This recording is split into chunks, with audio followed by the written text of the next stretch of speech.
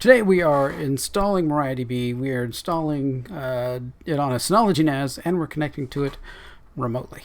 Hey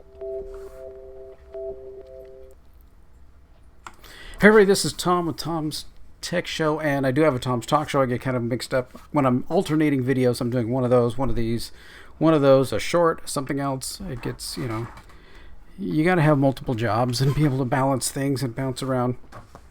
So I do have a video today for you that is, I have a Synology NAS. I'm like, I need to have a database in order to connect things, do things, do development and all that. I need a place to put some data to keep track of it and maintain that. So I go, hey, I've got a Synology NAS sitting right in the other room, and I can use that. I can install MariaDB on it, and now you can, once you get it installed on there, you can't access it remotely. It comes in kind of a lockdown. Only applications built onto and running on the Synology NAS can typically access that database, which is a good security thing to start with. But so we want to be able to set up and do some configuration to get a user in order to jump on that and do that remotely through Heidi SQL or some other tool like that. So here we have our Synology NAS, and we will just log in here real quick.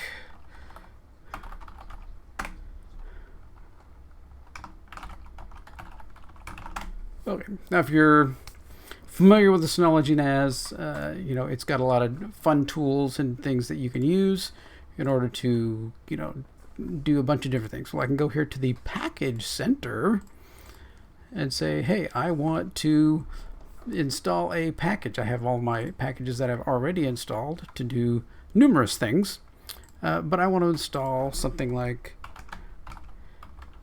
MariaDB. Oh, and there is a package. So this makes it very easy to do. You just click the install button. It's going to ask me where to put it. Downloading. And we're going to get here to a point where I can tell it where to install. So I have two volumes. Volume 1 is SATA drive, so that's fairly slower, but there's a lot of space. There's, I think it starts at 16 or 17 terabytes. So that would be good for space, but I'm not going to be using that much space. I'm not going to be storing a lot of images and everything. This is just for data. So volume 2 on my Synology NAS, this is just how I have it set up. Yours will probably be different. Volume 2 I know of is all SSDs. So I know that's good. I'm going to want it on the fastest drives that I've got. Okay, we need to create a new root password, which will be, so it needs to be minimum strength 10 characters, must include mixed case, numeric characters, and special characters. So we need to do that. If I can type.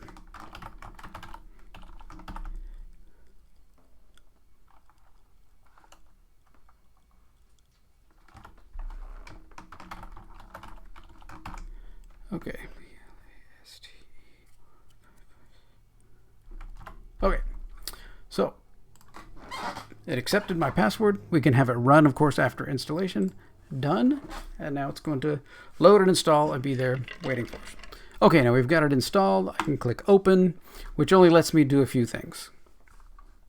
Okay, so it can let me change the change the password, reset the root password, or reset the entire database back to default. So this doesn't allow me to do anything like create a database or do anything. It's just a simple little utility panel here. But what I do want to do is say enable TCP/IP connections. So this is going to allow me to remotely connect to it at some point. Okay, so let's click that. Let's click apply, and we should be getting the, okay, now we've got remote connections. So, but if I come here, I go new, this is on my home NAS, and root, save my root database. I click save. We're going to name it, rename Tom's Tech DB, and try and click open. Now this is going to be here waiting, saying, hey, you cannot connect to that because your system is not allowed. So what do? Well, we need to come back here to our Synology NAS, go to our control panel, open up Terminal SNMP, and enable SSH. So this will allow us to connect in to the box and to run some commands. So click apply. Yes, I know I need to, this is the message it gives you, if you destroy some of the system files, since you're going to be in at the root level, that you probably don't want to be deleting things that are bad. But we know what we're doing, so we're going to do that. Okay, so now we have SSH enabled. Now when I get done with all these commands, it's obviously a good idea to go back and disable SSH so that nobody can get into your system or anything at any time. So now what we want to do, we have that, and we're going to SSH, and then we're going to do a username at home NAS. So we want to be able to put in the user before the name, otherwise it takes the default user of the system that you're running, and sometimes that just doesn't work. Okay, so now it's going to say, hey, we're establishing an SSH connection. Do we want to connect and use this fingerprint? We're going to say, yes, we do. Now then, we need my password, and boom, now we are down here at the home NAS command prompt. And we can see it's very Linuxy. It's got all the nice fun Linux things so that we can do all kinds of Linux-ish stuff. So the one thing that we want to do is, of course, do run the command MySQL. -u space root space p, so that we can enter our password. Hopefully I did that right. I did. Now we have a database. We're connected to our database. So I need to be able to, first thing we need to do is select a table to use in order to edit users. It kind of works that way. So I'm going to use, here we're going to go use MySQL, and I typically always forget to put that little semicolon after all the commands. So if I'm hitting things and wondering like, why is that not working? Oh yeah, I got to put a semicolon after it. So I can check and see what's here right now. Select user comma host from user semicolon, and then boom, that gives me my list of users. So all of these users, root can access the 127.0.0.1, which is local, and the root IPv6 : 1, and then the host name localhost. That's all local stuff. Okay, now we see the users here. Now we want to add a user, so we're going to do the create user, and it's best to put the users in single quotes. Tom's Tech Show, single quote, at, and then we're going to specify our local network. So 192.168.254.%. So that will allow all computers on this local network. So identified by, and then we're going to put in our password, which will be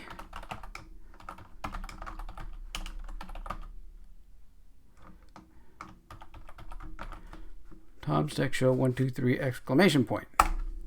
And I forgot my damn semicolon again. Okay, so now we've got our user, but we want to be able to have that user do stuff, right? It can't create rows or create databases or anything. So we want to give it some access. So we want to grant all, see if I can type this, privileges on all the options to, and we're just going to make this a little bit easier on ourselves. We're going to copy this and we're going to paste that in there. Boom, just like that. and hit, and forget my semicolon again. Okay, so now we've got that. Now let's jump back here, and we're going to do the select our user. So now we have our user, Tom's Tech Show. We're able to access from this local space here. So, okay, now let's jump back into our Heidi SQL here, and we're going to have Tom's Tech Show is the new user that we created.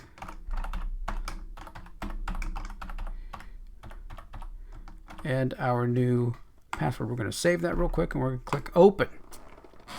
Now this goes out, connects to the database, and now you can see we have our database connection. We're remote. We can see tables and columns and be able to access our database remotely. Now I can create an application that connects to that database. I can do websites. I can create them and build them on my desktop using that as my database. So works pretty darned well. Now we're going to go back and do our cleanup. We're going to come back here and we're going to come here and go exit. We're going to exit the MariaDB, and then we're going to quit out of exit out of our SSH session.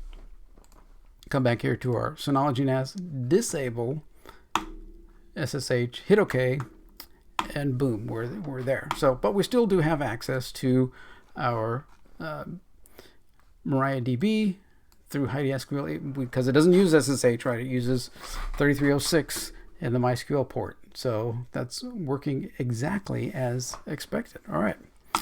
There we go. Pretty quick getting set up, your Synology set up with MariaDB, able to access the databases and be able to start creating your own databases and tables and populating with records of whatever you want. Your movie database, your music database, your computers, your anything that you want, your own home inventory, your appliances, whatever you want. All right. Well, thanks for watching. If you got any questions, feel to make a comment down below. I do answer them as much as I can, and make sure to like, share, and subscribe to this channel. And appreciate everybody who's been subscribing. It's been really good here out on YouTube. Thanks everybody for being here, and we'll talk to you later.